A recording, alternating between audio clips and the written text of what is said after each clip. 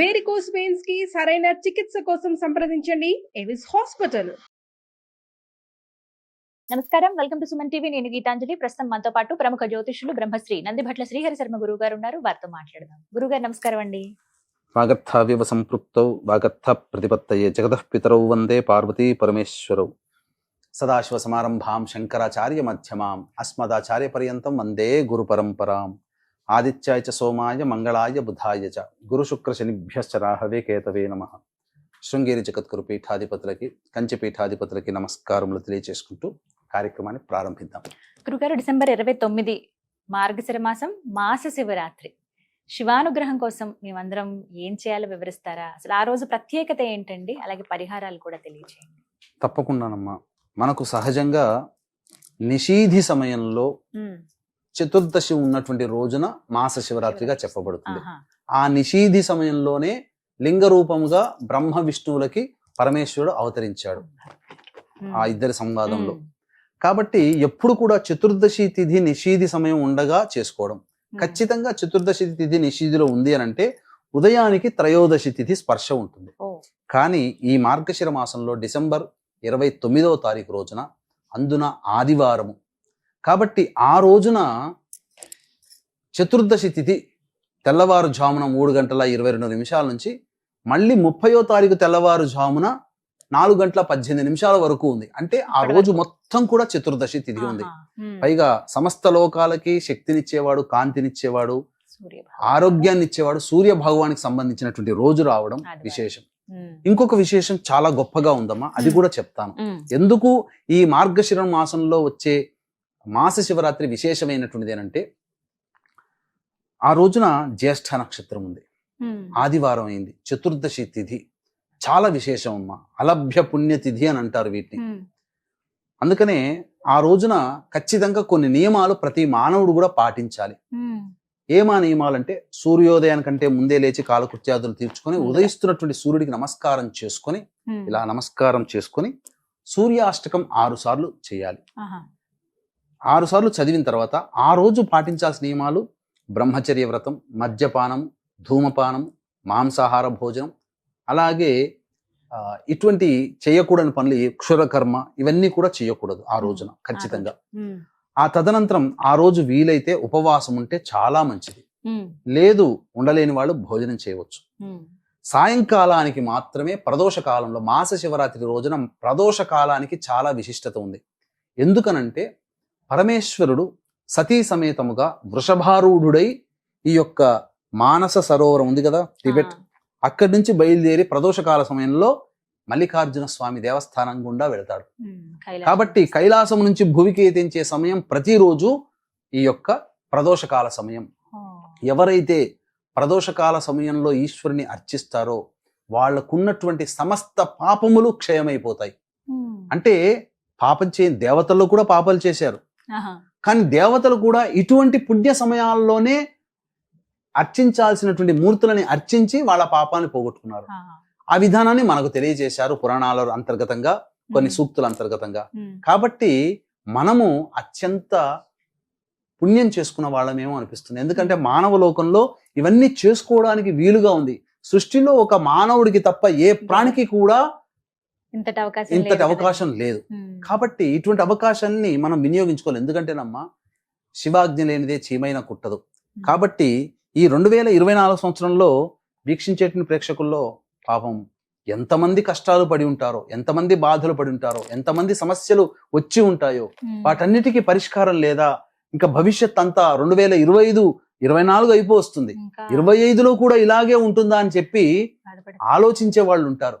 భగవంతుడి మీద నమ్మకాన్ని కోల్పోతుంటారు. కానీ ఎవరున్నా లేకపోయినా ఆ పరమేశ్వరుడు మనతో ఉన్నాడు. ఆ పరమేశ్వరుడు మన పక్కన ఉన్నంత వరకు మనల్ని ఇబ్బంది పెట్టే సమస్య అంటూ ఉండదని చెప్పడంలో ఏమాత్రం సందేహం లేదు. కాబట్టి ఆ రోజున చేసుకోగలిగినటువంటి పరిహారాలు, ముఖ్యంగా ప్రతిరోజు కూడా కొన్ని ప్రధానమైనటువంటి వివరాలు మీకు తెలియచేస్తాను మా ప్రేక్షకులకి.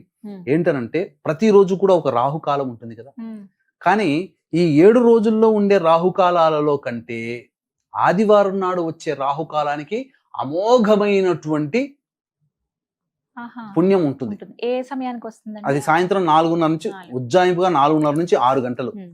అది ఏంటి సమయం అంటే అది శరభేశ్వర సమయంగా చెప్పబడి ఉంది. ఓ.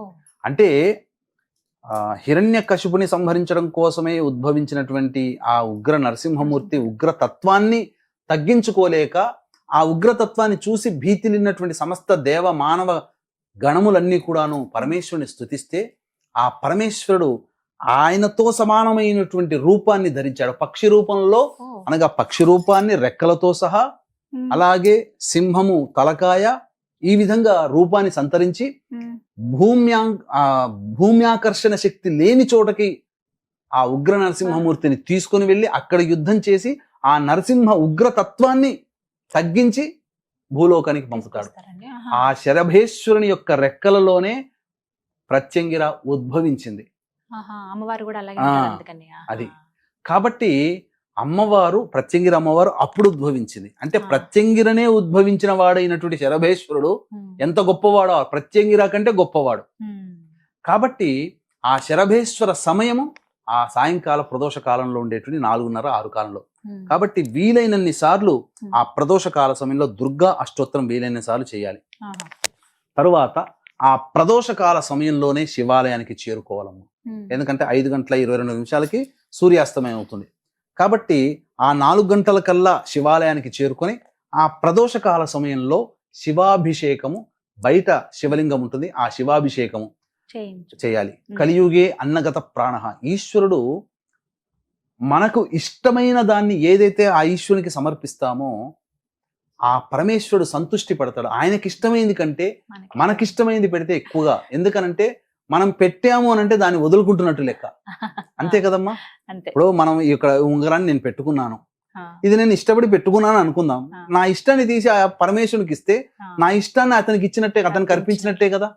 ఆ అంతే. విధంగా కలియుగంలో మానవులకు ఇష్టమైంది ఏంటంటే ఎవ్వడికైనా, భార్య పుత్రాదుల్లో ఎవ్వరికైనా, రక్త సంబంధికులకైనా ఎవ్వడికైనా వాడి ప్రాణం కంటే ఏది ఇష్టం లేదు.